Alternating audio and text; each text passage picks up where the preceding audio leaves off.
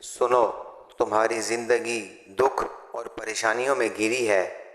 یہ پریشانیاں بھی تمہاری زندگی کا حصہ ہیں، بس تم خود کسی کو تکلیف مت دو، کیونکہ کسی کو بے سکون کرنے والا کبھی سکون سے نہیں رہ سکتا۔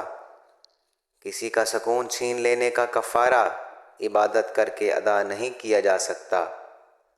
یقیناً نماز میں راحت ہے، بے شک نماز کے ذریعے اللہ تمہاری زندگی میں سکون کر سکتا ہے۔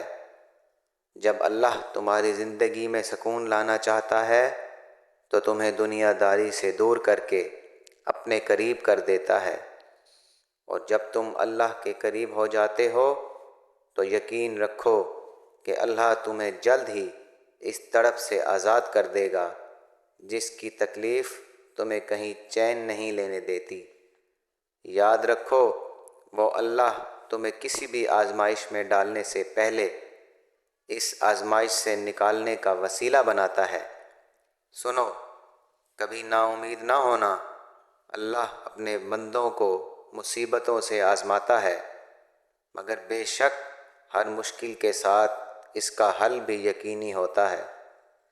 اِنَّ مَعِیَ رَبِّی سَیَہْدِینِ، یقیناً میرا رب میرے ساتھ ہے، وہ مجھے راہ بتائے گا۔